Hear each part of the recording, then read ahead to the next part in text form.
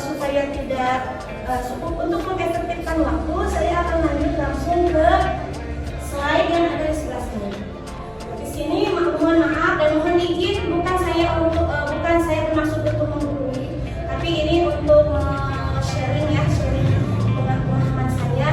Mungkin Bapak Ibu sudah lebih dulu tahu daripada saya, namun di sini saya hanya ingin menggali lagi atau mereview, merefleksi yang sudah Bapak Ibu ketahui. Di sini saya akan mempresentasikan pemahaman dan penerapan pengalaman budaya positif di modul 1.4 merupakan salah satu tugas dari pendidikan calon guru. Selanjutnya,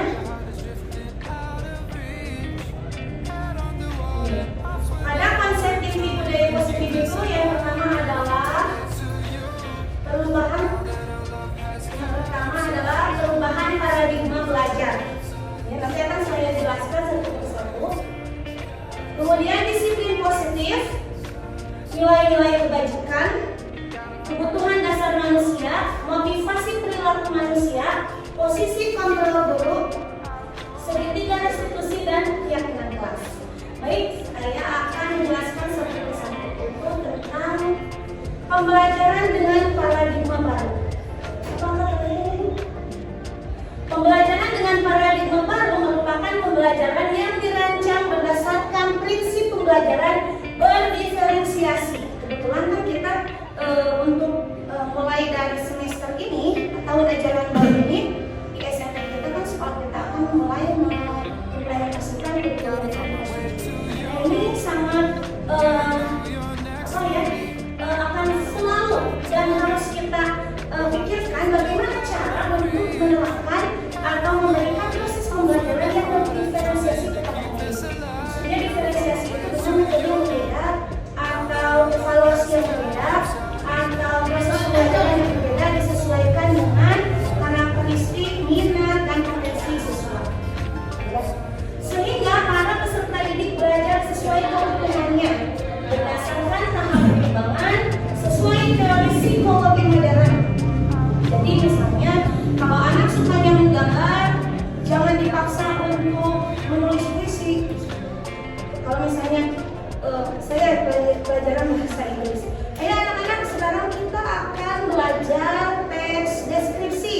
Nah, ini kalau dalam pembelajaran diferensiasi bisa anaknya itu mengumpulkan tugasnya misalnya ya lewat video, kemudian dia bercerita di situ mendeskripsikan sesuatu atau tentang gambar-gambar, kemudian dia menuliskan ini bentuknya ini dan ini seperti ini. Jadi tidak menuntut anak untuk harus satu jenis seperti ini. Itu salah satu contoh untuk organisasi. Kemudian ini untuk apa pembelajaran dengan paradigma baru, yaitu untuk mewujudkan profil belajar Pancasila yang diantaranya ada 6 dimensi. Pertama adalah beriman, bertakwa kepada Tuhan Yang Maha Esa dan berakhlak mulia. Ini yang pertama ya. Sesuai dengan visi kita yang kemarin kita bahas yaitu Islami dan berakhlak mulia. Kemudian kebinekaan global, maksudnya itu adalah cinta persatuan, beraneka ragam tapi bersatu. Kalau dalam PKN, berbeda-beda tapi satu jua. Makanya kita bineka tunggal ika. Kemudian bergotong royong, ya, terutama karena dalam kurikulum mereka itu prinsipnya bukan menang atau kalah. Saya yang paling unggul, kamu di bawah. Tidak, tapi sama-sama untuk maju. Makanya dalam pendidikan CGP itu seorang guru pengajar itu harus bisa mengajar teman-temannya untuk sama-sama maju. Bukannya saya yang paling unggul seperti itu. Kemudian kreatif itu berarti mencipta ya, lebih ke menciptakan sesuatu yang baru, inovatif dan kreatif, jadi sesuai dengan kemampuannya. Kemudian bernalar kritis ini lebih ke kecerdasan atau kalau dalam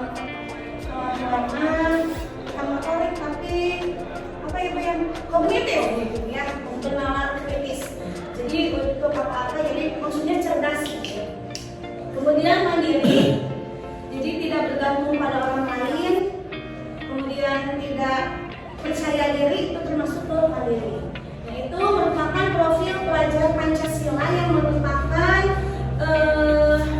prinsip budaya positif dalam pendidikan di Indonesia sekarang. Kemudian selanjutnya miskonsepsi, jadi kesalahpahaman tentang teori kontrol. Ilusi guru mengambil murid, jadi sebenarnya ini murid, ini murid, ini guru ya. Nih, saya ingin kamu menjadi seperti ini. Saya ingin kamu menjadi orang yang puitis. Saya ingin kamu menjadi orang yang eksak, segala IPA matematika harus bisa. Nah, itu miskonsepsi. Ilusi bahwa kritik dan membuat rasa bersalah mampu menguatkan karakter. Nah, dalam kurikulum ini, jadi kesalahan itu adalah sebuah proses pembelajaran. Jadi jangan selalu menghakimi, kamu ini salah ya. Kenapa tidak mengerjakan PR? Tiap kali kamu tidak mengerjakan PR. Nah, dalam kurikulum mereka itu harusnya, atau dalam budaya positif itu seharusnya digali dari motivasi intrinsik untuk bisa berubah lebih baik.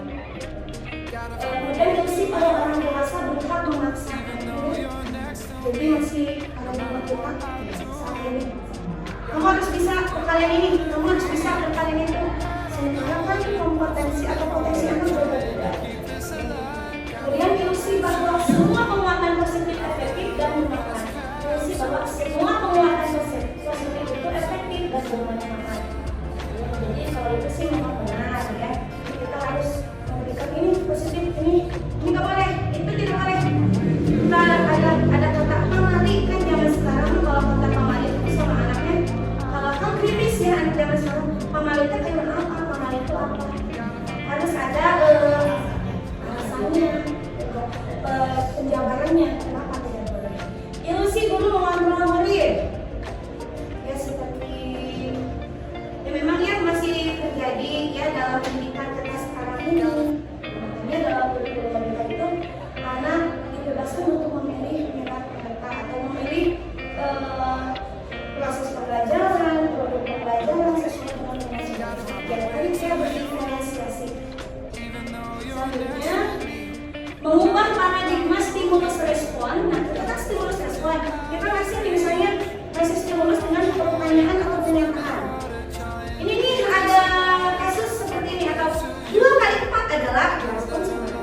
Nah, kalau dalam IKN itu stimulus responnya diganti dengan pendekatan teori kontrol. Ini perbedaannya. Stimulus respon tentang dunia. Realitas atau kebutuhan kita sama. Kebutuhan kita sama, yang kita perlukan adalah yang penting pintar matematika, penting pintar IPA eksak katanya. Tapi kan itu sebenarnya tidak seperti itu ya, karena setiap orang punya keinginan, punya minat, punya hobi atau kesukaan yang berbeda. Kalau di teori kontrol tentang dunia itu realitas kita berbeda, kebutuhan kita berbeda. Semua orang melihat hal yang sama, cukup sama, ya ini seperti ada kan suatu negara seperti itu sama sampai cepat rambut sudah sama. Berarti itu masih kalian ini stimulus ada ya di suatu negara ya. Kemudian setiap orang memiliki gambaran berbeda. Nah itu teori kontrol. Bisa jadi kenapa anak ini susah banget ya? Saya pengen mau belajar matematika ya saya ternyata. Jadi anak itu berpotensi di budaya kita tidak seharusnya memaksa misalnya si A makin kan matematikanya harus sampai 80, si B sampai 60 itu 80, harusnya dikasih penghargaan dari sehari aja dari mahasiswa karena IQ orang dan kompetensinya berbeda-beda. Kita mencoba mengubah orang agar berpandangan sama dengan kita. Nah itu cara lama dia stimulus respon. Mana kamu kerja, kamu harus seperti ini. Kalau dalam teori kontrol, kita berusaha memahami pandangan orang lain tentang dunia. Berbeda-beda, jadinya kan warna-warni. Dilihat sebagai suatu kesalahan.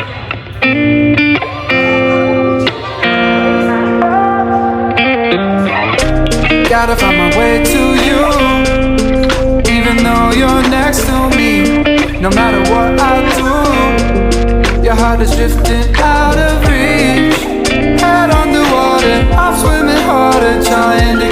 this alive. Gotta find my way to you. Now that our love has capsized.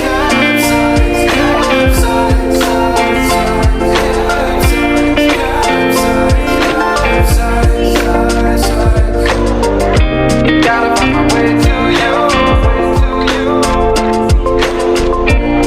No matter what I do,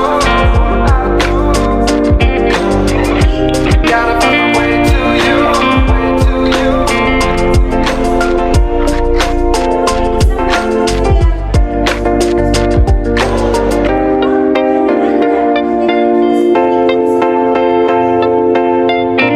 Gotta Saya bisa mengontrol orang lain.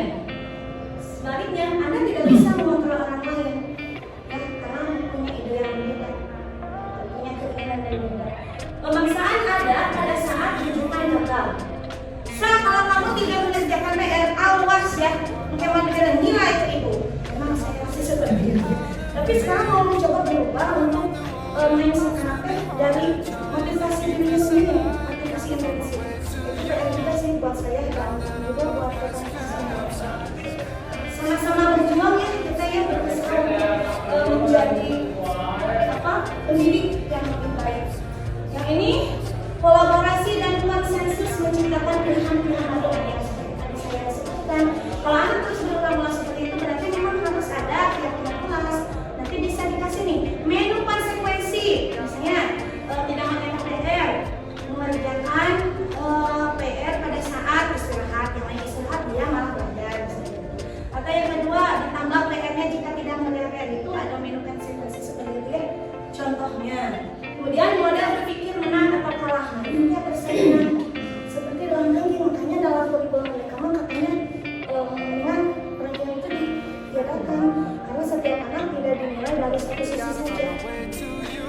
Sama ini kan persaingannya terus kalau misalnya tidak mencapai ranking pertama, anak itu bisa jadi down. Misalnya kayak semangatnya kurang.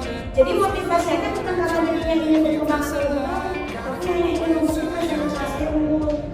Nah, kalau dalam mencari faktor berpikirnya, kita sama-sama memang sih lebih baik, cuma dalam teorinya memang sepertinya atau seperti dalam penerapannya ya. Kita harus istilah kayak dengan selanjutnya disiplin positif. Nah, ini kan anak beberapa soal ini sudah memberikan gambarannya bahwa saya itu bisa disiplin. Nah, disiplin berasal dari kata disiplin yang artinya belajar. Disiplin mengacu pada disiplin diri yang memiliki tanggung jawab terhadap apa yang dilakukannya berdasarkan nilai-nilai yang diyakini. Ya kan misalnya kayak kemarin seperti kata pengajar grafik, pikirkan visinya, nilai-nilainya seperti ini, berbeda dengan di SMA negeri ternyata padahal masih satu nilai ya. Ini jadi sesuai dengan nilai yang diyakini. Disiplin positif merupakan salah satu cara penerapan disiplin yang bertujuan menumbuhkan kesadaran. Jadi mulai dari diri, motivasi intensif, serta memberdayakan anak untuk melakukan sesuatu tanpa sorotan.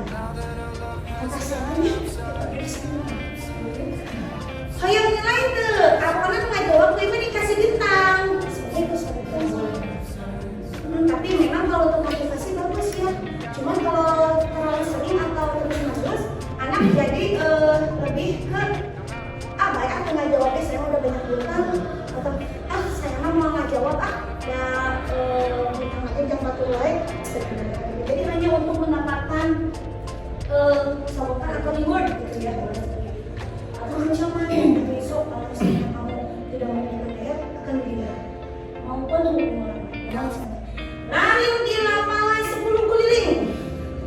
Nah, menurut dalam kurikulum mereka itu dalam ajaran budaya positif sekarang itu sudah boleh.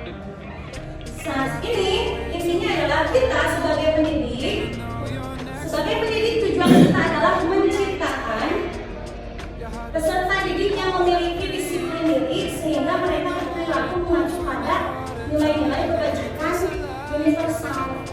Jawab, jujur, disiplin, berkolaborasi sama, dan memiliki motivasi intensif dalam perubahan perilaku ke arah yang lebih baik. Jadi mudah-mudahan ini yang soleh gitu ya, sudah bisa melakukan sendiri tanpa harus disinsiran, dikasih ancaman atau tanpa harus minta imbalan.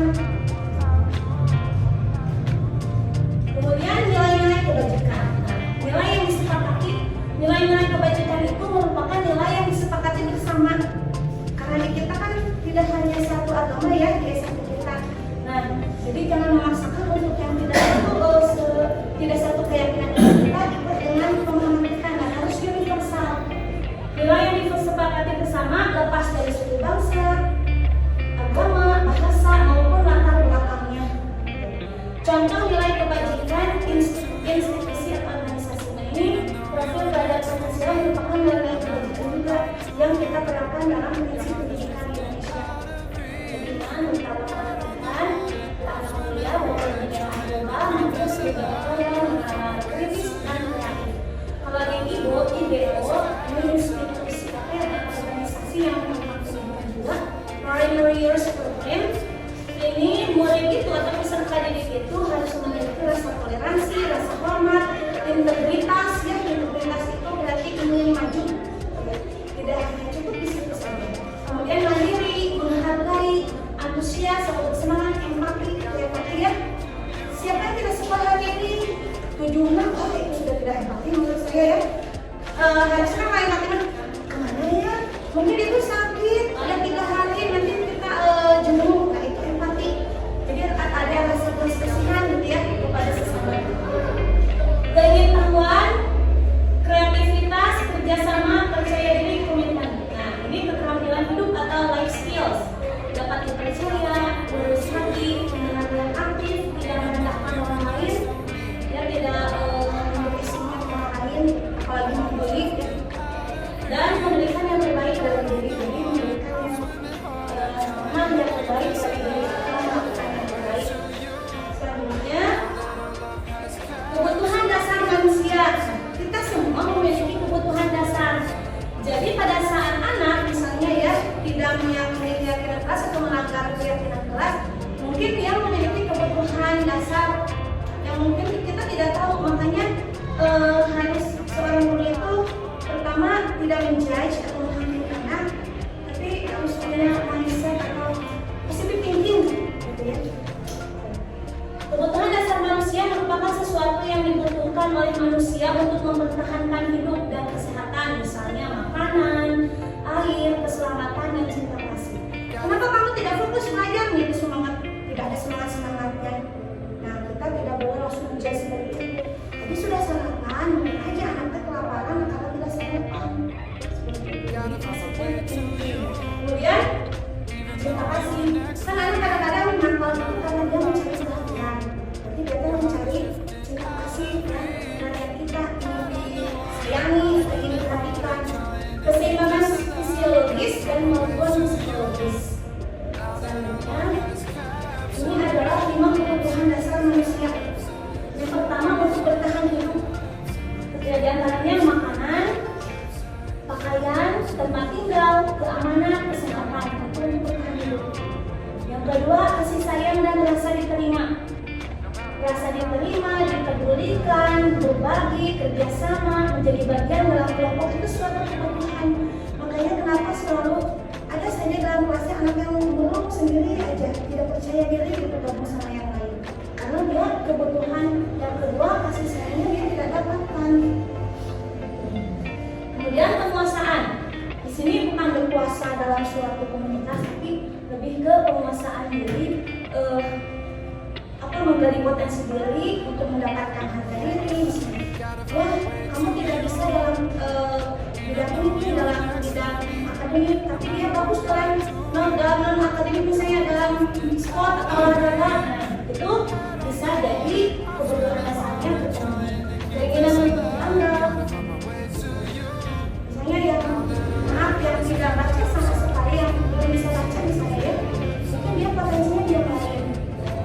Dan kita harus bisa menggali dia bisa percaya dirinya dari potensi yang mana. Kemudian bisa memimpin, berprestasi, diakui, didengar saja. Setelah itu kan tidak ada rasa lega, hanya didengar aja. Meskipun tidak direspon, ya misalnya apa, kasih solusi, tapi hanya didengar aja. Oh berarti dia ada yang mau menerima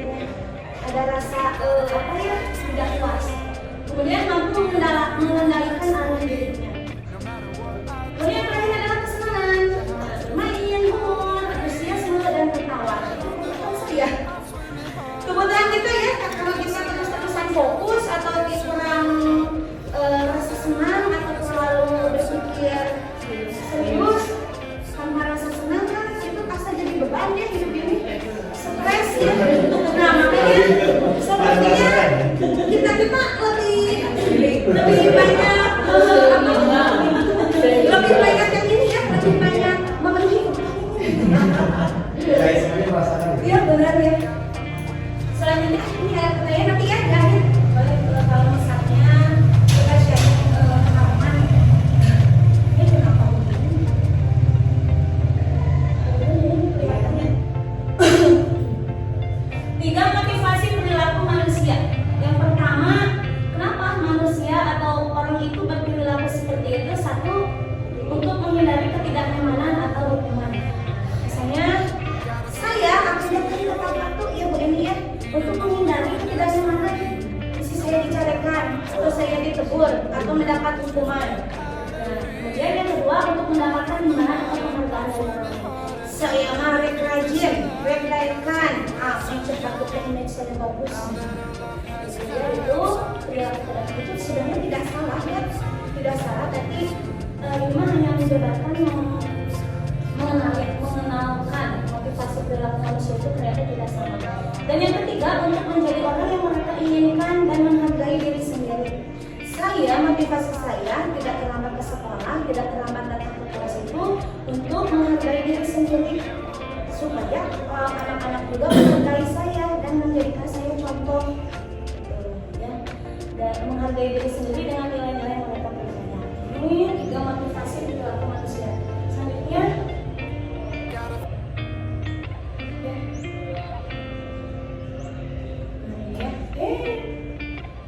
selanjutnya hukuman.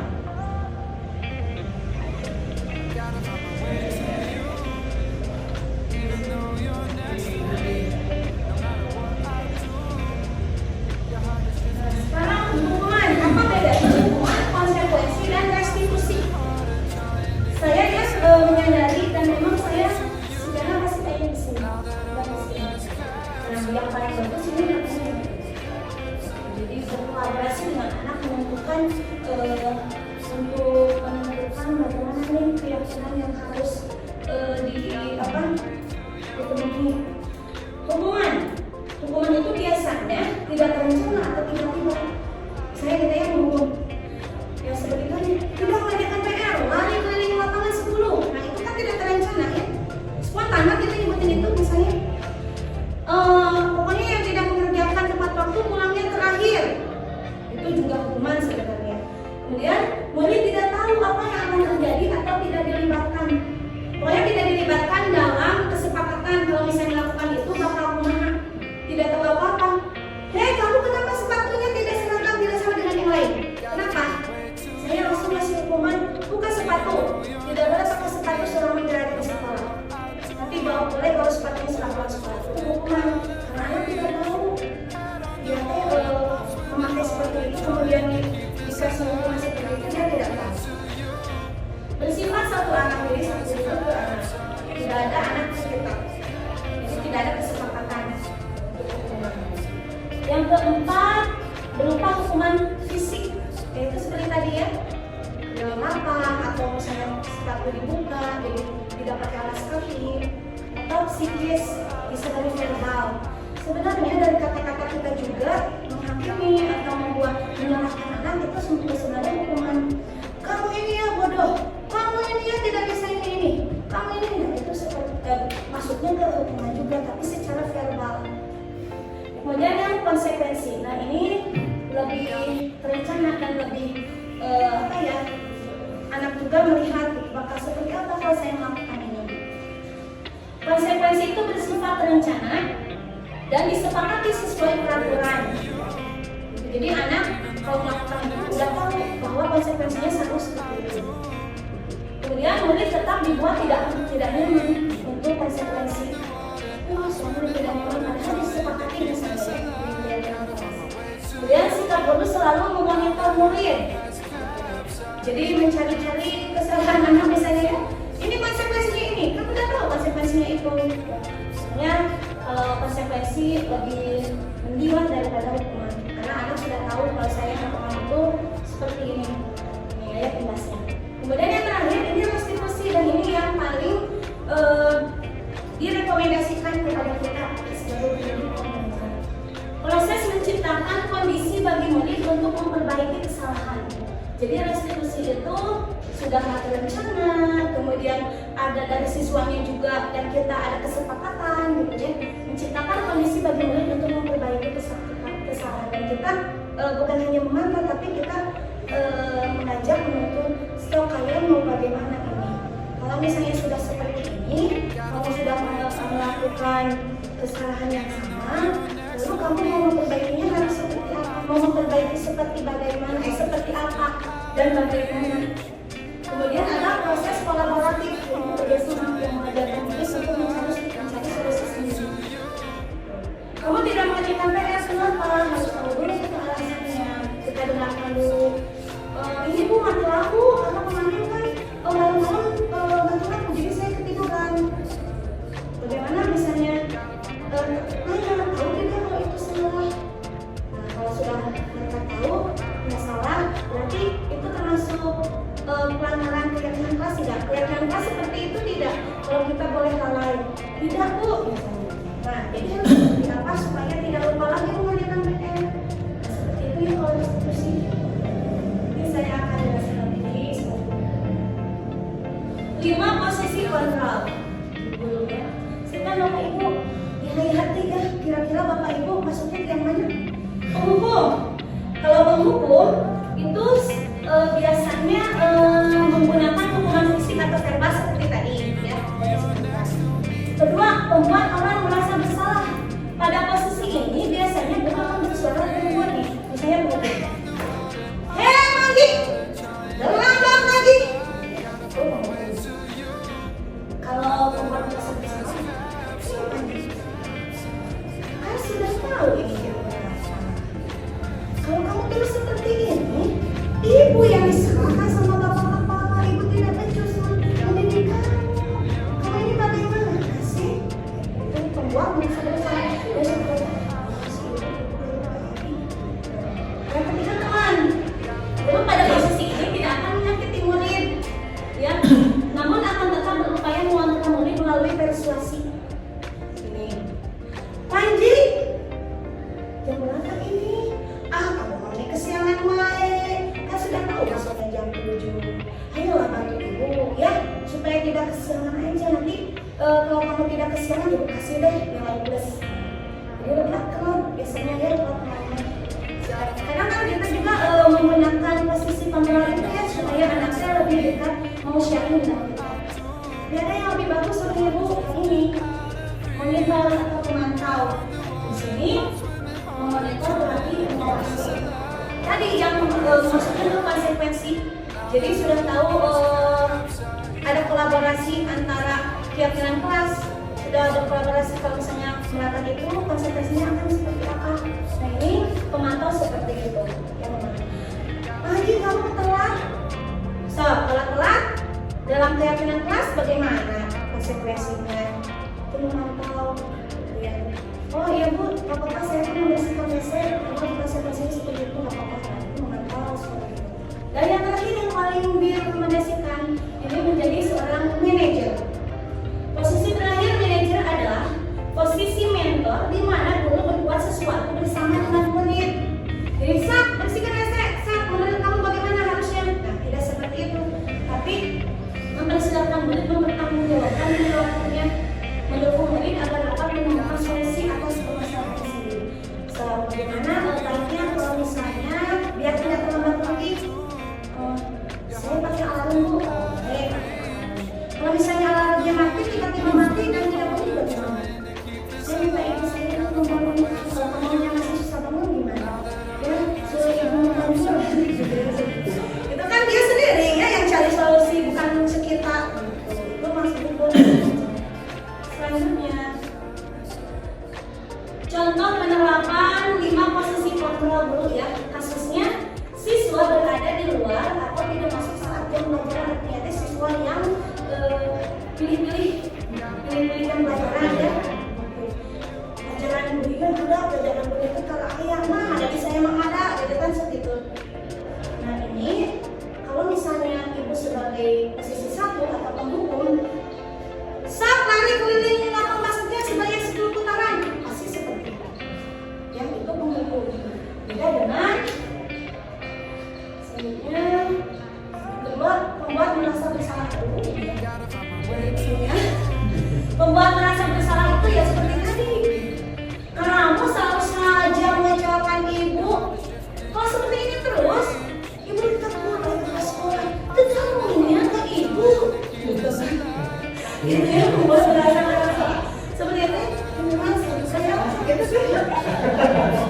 Sama tapi beliau. lebih kebanyakan atau kedua lah mas. Makanya Jadi anaknya kalau kedua ngomong kan terlalu ekstrim ya. Tapi yang ini kayak ke anak yang maba kamu kesian ke orang tua. ya betul. Makanya saya pikirlah sama seumur-umurnya untuk bisa bertahan ya maju ya ke arah nomor 3. Orang ketiga ini sebagai teman ya, biasanya kalimatnya ayo dong ikut aturan kelas, ayo dong ikut aturan sekolah, tolonglah. Nah itu kalimat kunci ya, cirinya itu seperti itu. Ayolah, kita ikut, yuk kita sama-sama yuk, ayo atuh gitu ya. Sekali ini tidak apa-apa, kayak doi jangan sering lagi ya. Kan kayak temen ya, tapi kan kadang-kadang ada lunjaknya ya. Gitu ya. Paling baik. Tadi dirangkul seperti ini. Tapi kadang-kadang misalnya ke pagi aja tuh dia hormat atau dia memandai atau dia patuh ya. Sementara ke guru lain yang tidak sama memposisikan dia sebagai teman bakal beda lagi. Jadi tidak mengangkat artinya ya si motivasi itu. Kemudian yang keempat tadi adalah pemantau. Kamu sedang melanggar peraturan sekolah. Kamu tahu konsekuensinya. Pada saat jam istirahat, kamu kan tadi tidak masuk jam pelajaran ibu. Nah, pada saat jam istirahat, kamu harus mengganti waktu belajar yang kamu tinggalkan tadi. Dan jangan diulang lagi ya. Udah nggak gitu memantau. Kalau yang manajer, dimulai seperti ini.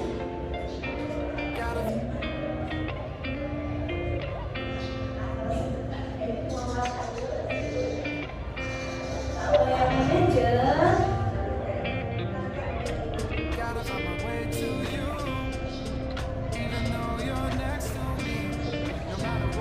kelima, manajer seperti yang dibahas tadi ya, bahwa kita itu apa kamu tahu kalau pilih-pilih jam program itu salah. Lalu tuh kira-kira bagaimana kamu memperbaiki kesalahan? Memang ini ya secara ngobrol sama si manajer dan menuntut itu lumayan ekstrim, apalagi kalau semua satu seperti ini. Tapi memang untuk kemajuan atau untuk menimbulkan atau untuk apa ya menggali motivasi prinsip itu ya rekomendasikan yang ini yang manajer. Jadi dulu sebagai manajer. Selanjutnya, nah ini segitiga restitusi yang tadi sudah disebutkan ya, bahwa kontrol guru sebagai manajer itu biasanya menggunakan segitiga restitusi. Restitusi yang tadi makan bukan menghukum, bukan membuat merasa bersalah gitu ya. Jadi yang memanajer itu seperti ini. Yang pertama adalah langkah pertama dalam segitiga restitusi menstabilkan identitas. Jadi di sini isinya atau langkahnya adalah si anak biar tahu dulu ini biar apa namanya? Biar tahu dulu bahwa tidak apa-apa melakukan kesalahan itu saat proses pembelajaran. Ini stabil benar supaya emosi anak tidak meluap takut banget atau marah. Setiap orang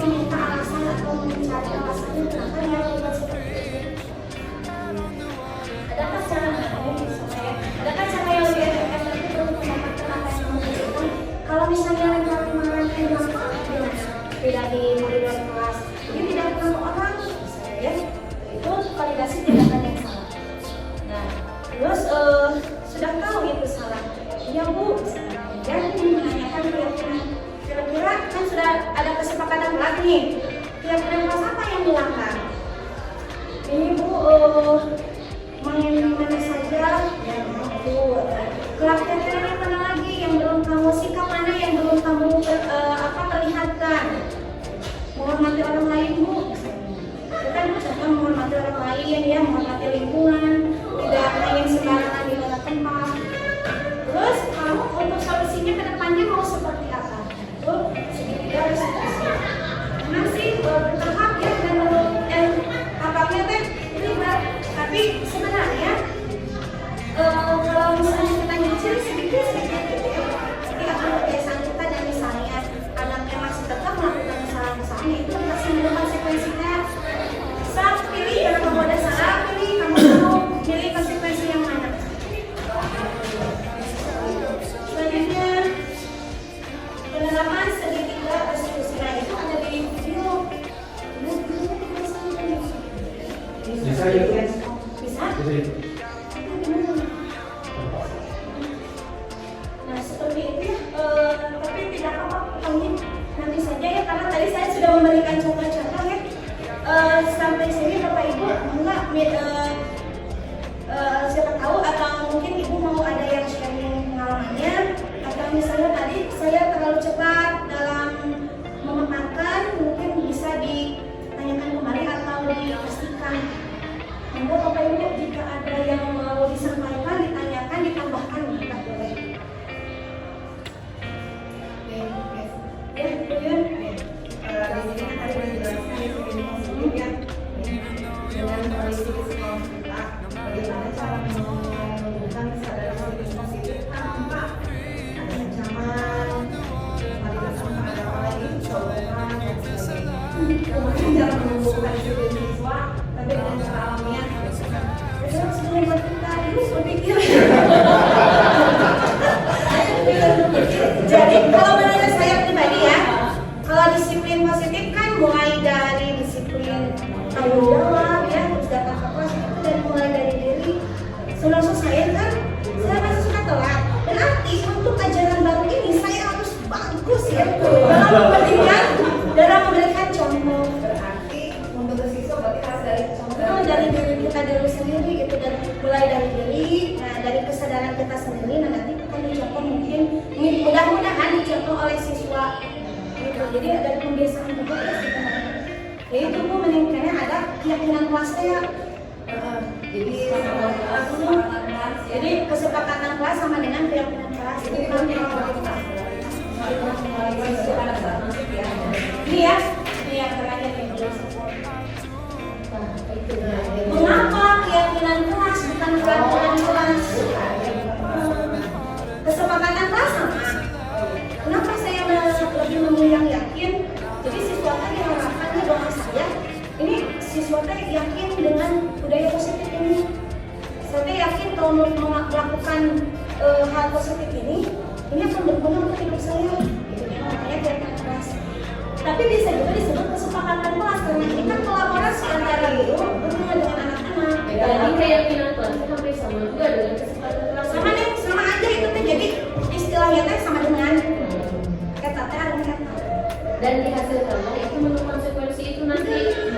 Nah, nanti bisa pada saat kita masuk ajaran baru ya, di kelas kita yang baru kan kita balik kelas misalnya. Sebelum mulai apa-apa kita bikin dulu kesepakatan kelas. Tapi yang paling penting nih ya, apalagi kita kan tugasnya di kelas 7 ya, kurikulum merdeka. Kita harus pertama nanti kenalan aja dulu sama murid, mulai dari orang tuanya, diagnosa. Jadi kamu sukanya apa? Mungkin menurut kita itu tidak hal sepele ya, tapi butuh. Nah, udah kita nih saya belajar lagi. Maksudnya tuh dia bakatnya di apa? Nah, kita harus mendukung. Jadi kalau sudah masuk, sudah kenal, sudah menggali. Termasuk Bu itu tentang orang tua juga ya. Kalau misalnya kan maaf ya, pokoknya bakal Berarti tinggal dengan siapa? di rumah ada siapa aja.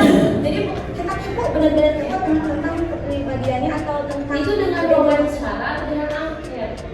kalau bisa wawancara nih supaya kan 1 jam pelajaran full gitu.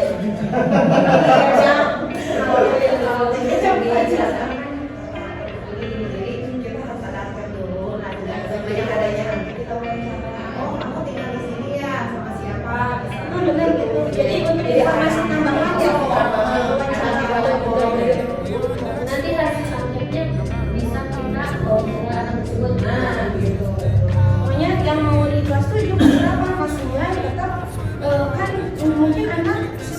kondisi lingkungannya berbeda ya.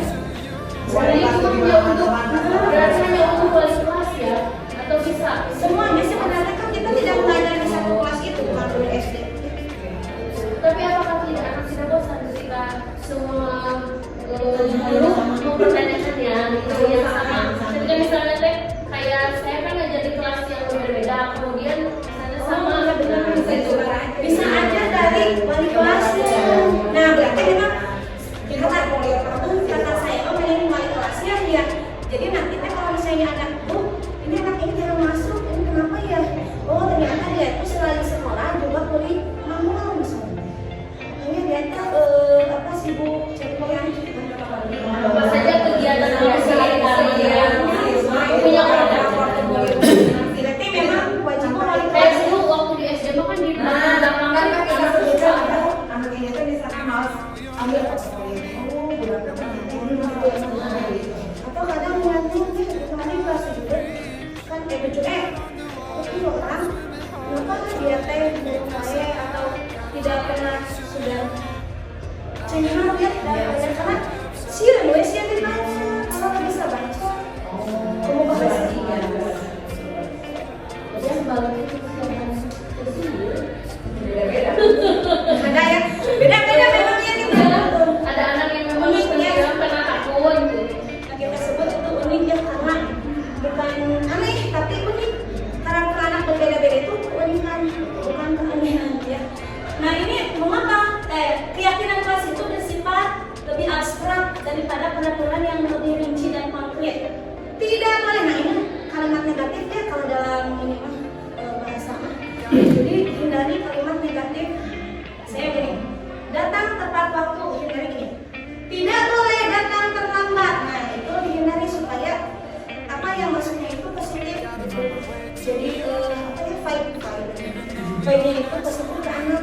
Jadi kita akan menggunakan kalimat positif. Bersifat lebih abstrak dan daripada peraturan yang ada di dalam kalimat itu. Jadi berarti contohnya gimana? misalnya nggak ada yang kesepakatan ya selalu datang tepat waktu, bertanggung jawab mengerjakan tugas. Kan berarti kalimat positif. Tidak apa kalau ada kalimat negatif juga, tapi kalau misalnya ada yang lebih positif, maka kita menggunakan kalimat positif. Tidak harus memaksakan. Tetap ada penekanan yang keyakinannya teh harus jangan tebal. Kemudian berupa pernyataan-pernyataan yang universal, jadi tidak boleh menyudutkan saya ya untuk agama lain. Mengikuti ceramah doa, nah itu tidak boleh karena kan di kelasnya mungkin ada agama lain.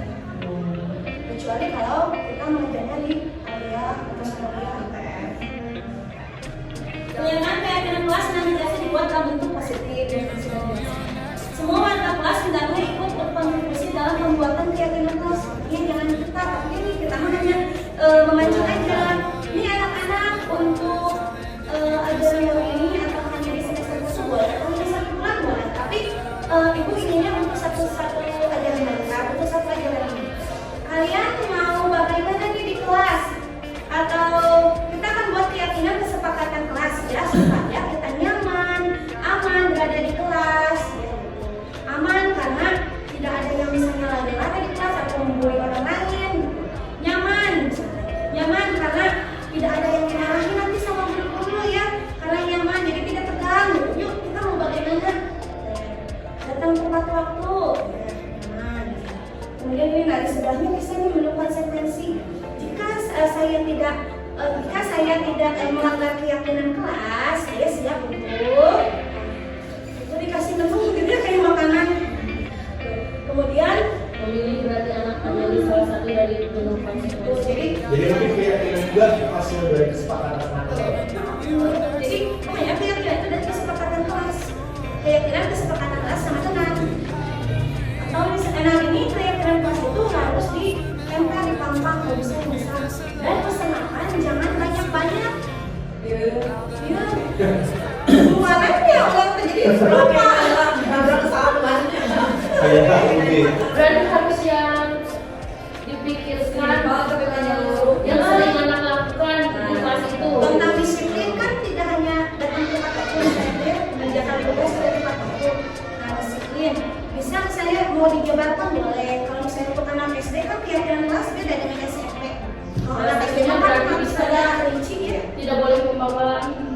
tidak boleh berarti negatif tidak boleh membawa HP misalnya. Kalau misalkan tapi memang sih kalau dalam hukum anak tidak bisa saya bingung nih pada saat Bu Eva, saya bingung pada saat ditanya ini bagaimana sudah menerapkan jurnalis, saya bingung. Nah kalau di sekolah lain kan dalam bahasa gini menggunakan HP ketika diperlukan atau menggunakan HP ketika guru meminta atau ketika tugasnya ya menggunakan HP ketika diperlukan gitu. Kayak tadi atau misalnya mengganggu barang orang lain. Jadi bukan kalimatnya tidak boleh memakai barang orang lain tanpa izin. Harusnya meminta izin sebelum meminjam barang orang lain. Kemudian bersedia meninjau kembali keyakinan kelas dari waktu ke waktu. Misalnya 1 bulan sekali misalnya. Nih, ini ternyata masih banyak nih yang melanggar keyakinan kelas ini. Apa ini beban buat kalian? Mau diganti tidak? Yang penting mah anak nyaman, bisa aman, Ini harus konsisten ya. dan ada komitmen.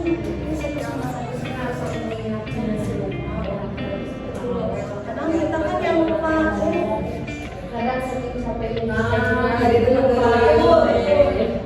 Pokoknya ya setidaknya makanya pendidikan itu kan menuntut bukan menuntut. Kita jelas sebenarnya tidak dituntut harus sempurna ya, tapi setidaknya ada salah satu budaya tersebut yang kita sudah dikembangkan aku sudah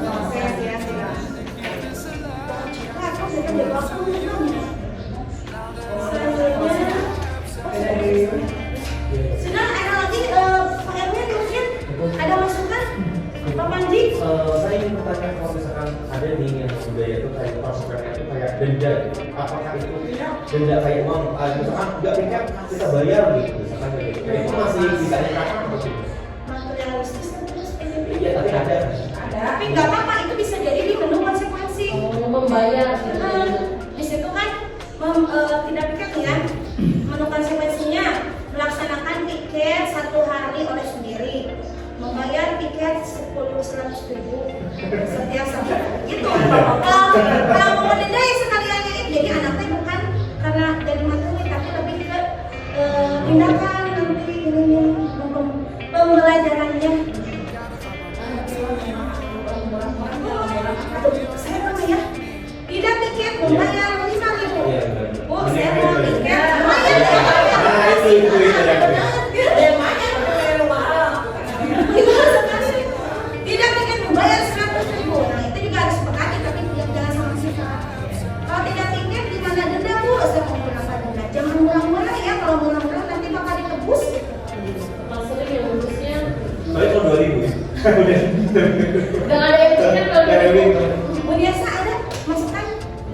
Bu Tina bagaimana? Sedikit kan tadi harus dijelasin tentang hukuman kemudian konsekuensi dan Restitusi. yang direstitusi kan ada proses ketika menciptakan kondisi bagi nulis untuk kembali ke Indonesia. Nah ketika kalau misalkan kasusnya kita dalam kenakalan remaja misalnya adanya misalnya yang keluar kemudian yang marah ketika anak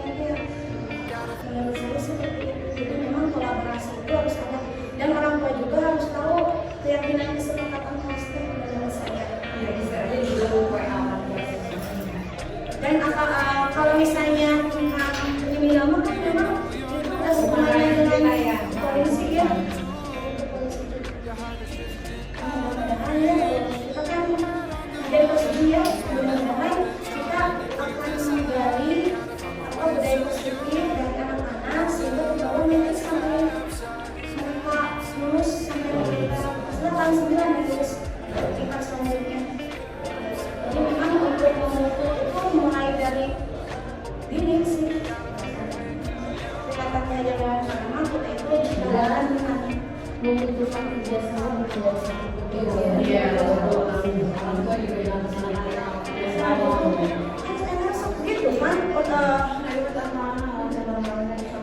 hanya ada budak kami mau berangkat ke sekolah dan budaya disiplin ini juga harus diterapkan bukan hanya dari satu orang saja, dari semua. Nah,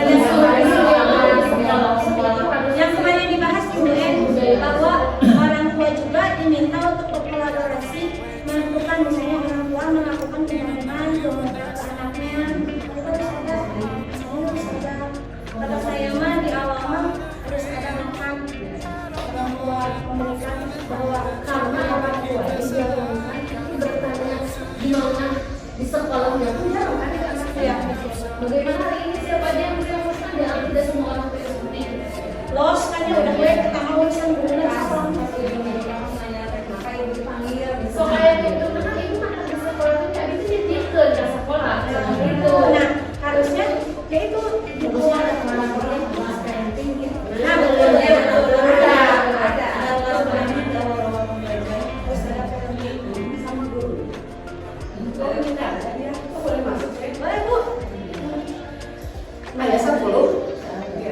Oh, terlalu kita tadi rumah tapi kan suruh tamu Abi. Yang jadi seperti itu yang ada lagi tambahan Bapak Ibu. Ya welcome Bu Neneng ya bangga budaya positif Bu. Oh iya. Jadi untuk apalagi yang di KM itu kan kita benar-benar mengarah ke perwujudan yang itu tadi 6 dimensi profil pelajaran sosial. Jadi mudah-mudahan dengan apa ya ada gambaran seperti ini kita ada gambaran juga nanti mau melakukan hal-hal seperti apa yang paling penting. Yang paling utama adalah kita buat kesepakatan kelas atau keyakinan kelas dulu dan mendiagnosa diagnosa. Ya saja assessment diagnostik ke murid-murid kita. Jadi bukan hanya tugas DP tapi juga kelas. Mungkin untuk saya mungkin dari saya cukup sekian. Mohon maaf segala kekurangannya dan kegagalan saya dalam berbicara ataupun menyampaikan informasinya. Terima kasih hari ini Bapak Ibu telah terima kasih Bapak Ibu hari ini telah bersedia ya. Jazakallahu khairan kasih Bapak Ibu, semoga kebaikan Ibu ini juga dibahas Allah dengan kebaikan yang ini. Dan semoga ini bermanfaat ya untuk Bapak Ibu semua. Ya, dari kami Raya, wassalamualaikum warahmatullahi wabarakatuh. Assalamualaikum warahmatullahi wabarakatuh. Waalaikumsalam warahmatullahi wabarakatuh. How are you? Fine. Fine? How was your holiday? Bagaimana liburannya? Good. Good. Ada yang boring? Yes, so boring. Yeah. Because I can get the money. Gak dapat uang ya kan? Oke. Sekarang welcome, selamat datang di pelajaran baru. Ya. Nah sebelum kita mulai pembelajaran, kita buat dulu kesepakatan kelas. Bukan peraturan kelas ya. Kenapa bukan peraturan kelas, tapi lebih ke kesepakatan kelas atau keyakinan kelas?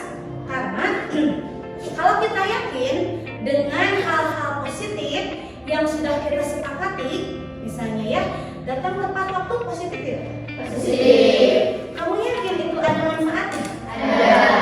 Kalau sudah yakin, gitu ya, dengan budaya positif itu, nanti kamu akan bertanggung jawab tanpa harus disuruh lagi. Jadi namanya bukan peraturan kelas, tapi kesepakatan kelas atau keyakinan kelas. Oke, baik. Nah sekarang Ibu akan memandu kalian untuk membuat keyakinan kelas kita dengan diskusi. Ya, boleh. Dan sekarang boleh dari Melda dulu nih.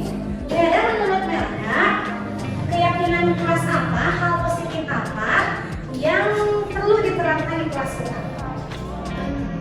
Boleh dituliskan ya, tuh di papan tulis biar terlihat.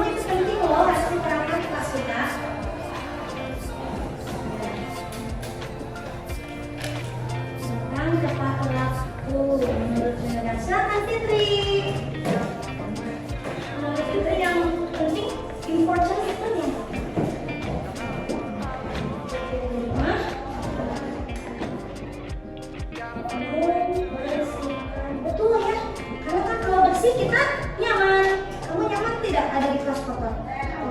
Tidak. Tidak makan kedua bisa sesek ya. Apa jadi sarang penyakit? Boleh. Kemudian kamu mau apa? Ininya. Lainnya. Silakan. Bebas kamu yang lain.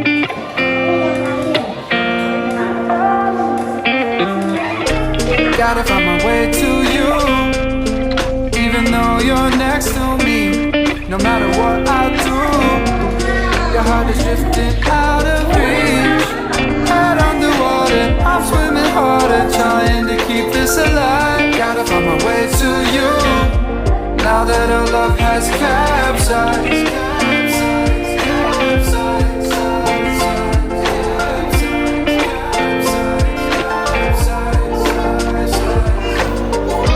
Gotta find my way to you, no matter what I do. Gotta find my way to you.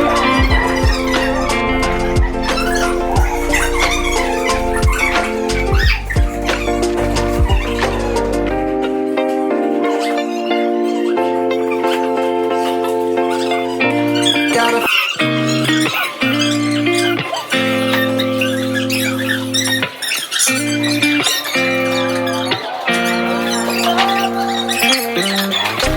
Gotta find my way to you, even though you're next to me. No matter what I do, your heart is drifting out of reach. Head underwater, I'm swimming harder, trying to keep this alive. Gotta find my way to you, now that our love has capsized.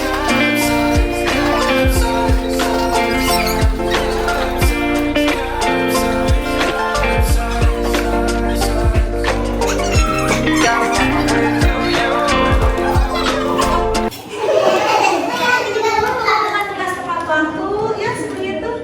Iya tugas ini. Maaf.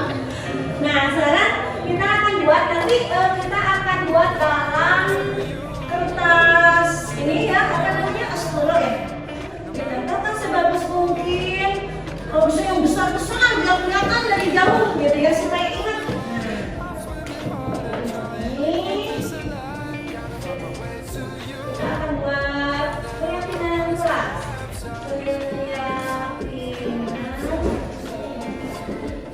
Kelas 9A. Yang pertama, datang tepat waktu. Udah ada nggak di sini? Ada nomor 1. Satu, ya datang tepat waktu. Ini ada yang sama tidak? Datang tepat waktu. Kemudian apa lagi? Nah, kita usahakan membersihkan kelas ya.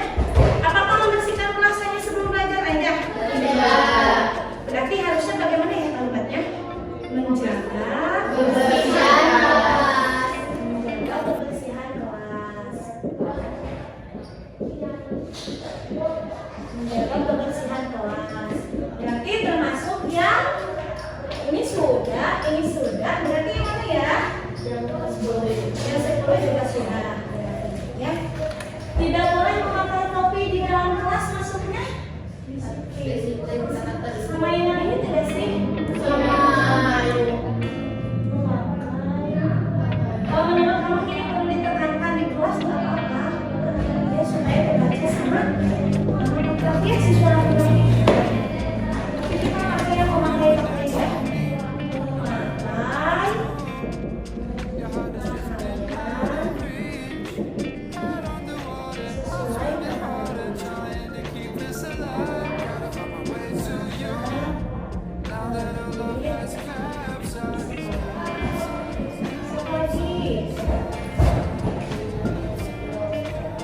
tidak ngobrol sama dengan yang mana ya? Sama dengan nomor 8. Tidak ngomong kanan, tidak ngobrol. Ini sama ini kayaknya sama deh. Sama yang nomor 11. Tapi itu lebih ke sopan santun ya? Oh ya ini masuknya apa ya? Jadi fokus saat belajar. Ya, bisa diterima tidak? Fokus saat belajar. Kalau kebanyakan seperti ini enak nggak sih? Kalau keyakinan kelasnya sebanyak ini, kamu bakal ingat tidak? Makanya harus ditempel ya. Kemudian yang udah memakai pakaian udah berdoa. Berdoa sebelum dan sesudah.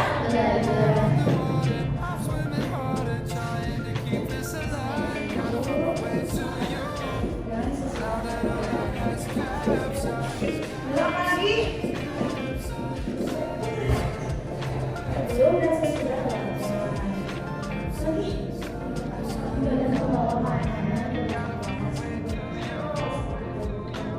Oh ini soal semua. Kalau tugas gimana dengan tugas? Mau disebutkan tidak? Apa sih? Kamu mau bagaimana kalimatnya? Tanggung jawab. Tanggung jawab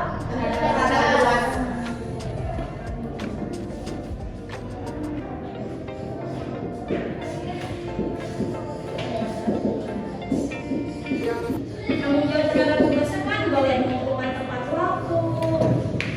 Kalau misalnya tugasnya harus mandiri berarti kerjakan sendiri. Ya. Kalau misalnya harus bareng-bareng nanti kita tanggung jawab. Kita tanggung jawab. Apalagi tidak membawa makanan, tidak memakai topi, memakai pakaian sesuai. Nah ini poinnya masuk ya, memakai pakaian sesuai. Itu masuk. Kan tidak sesuai kalau pakai topi di dalam kelas. Menggunakan sampai satu kurikulum berbicara soal berbicara soal. Kalau berbicara aja sopan sambil bergerak. Jadi ada bergerak. Atau berbicara. Boleh berbicara. Coba ada yang lebih umum tidak sopan santun.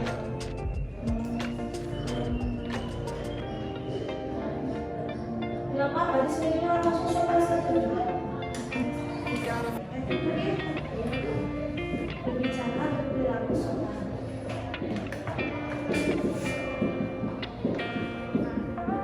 5S ya, itu masuknya. Ya,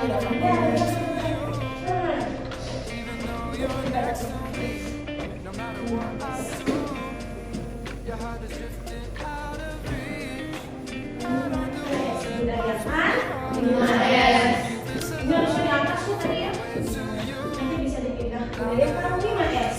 Dan udah berbicara membawa tidak membawa makanan atau minum dalam kelas. Ini masuk sudah ternyata cuma 7 dan sekian banyaknya ya. Oke, yang pertama sebutkan keyakinan kelas kita. 1. Dalam waktu 2. menjaga kebersihan kelas, 3. memakai pakaian sesuai tata tertib sekolah, 4. fokus saat belajar, 5. berdoa sebelum dan sesudah belajar, 6. tanggung jawab terhadap tugas, 7. budayaan 5S, Apa 5S teh? senyum, sabar, sabar, sopan, santun. Sepakat dengan keyakinan kelas kita ini? Sepakat. Oke, kalau sepakat, Ibu akan meminta tanda tangannya ya bahwa kamu memang menyetujui. Ya, nanti tulis namanya, ya, nama dan tanda tangan ya. Nomor. Boleh dari Fitri dulu sipir. Nomor 1 Fitria. Tanda tangannya.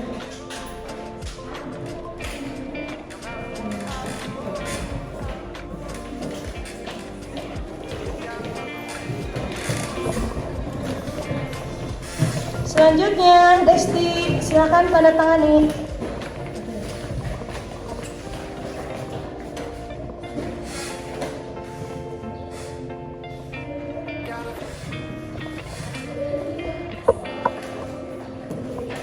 Oh iya, sebentar, Ibu lupa deh. Begini, kalau misalnya ada ya siswa di kelas kita yang merasa kira-kira mau bagaimana? Kenapa bisa bagi? Bagaimana? Bisa konsekuensi ya. Konsekuensi itu apa? Kesepakatan kita mau bagaimana untuk yang melanggar. Ya. Kalau misalnya datang tepat waktu, kalau melanggar bagaimana? Kalau kalian misalnya melanggar nih, ada yang melanggar nih, kira-kira konsekuensinya mau bagaimana? Membersihkan kelas saat jam istirahat. Ya, membersihkan kelas saat jam istirahat boleh. Kita nanti tulis.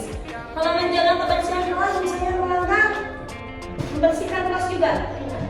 Iya. Denda. Oh, mau didenda? Mau berapa kali punya uang?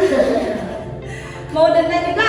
Boleh, denda. Ya. Tapi kalau bisa jangan pakai denda yang kecil-kecil, nanti ditebus. Saya mau mendingan ditebus denda daripada bersih-bersih. Gitu. Saya dendanya 100.000. Jadi pasti bakal mau ya, tapi harusnya dari kesadaran diri yang melakukan keyakinan kelas. Kan kita yang buat, jadi kita yang harus melaksanakan tanggung jawab dan pilihan kita kita. Memakai pakaian sesuai kata tertib. Kalau kata tertib di dalam kelas kira-kira apa ya? Cuma saja. Kalau gitu terus gimana? Kalau udah 3 kali cina, sesuatu dulu ya bersihin kelas gitu aja ya. Jadi konsekuensinya lebih ke membersihkan kelas. Kita harus komitmen ya. Kita harus komitmen untuk melaksanakan keyakinan kelas kita, karena itu juga untuk kenyamanan dan rasa aman kita pada saat di kelas. Yuk kita lanjutkan untuk menandatangani. Ini ya, Mel ada belum? Sini Mel.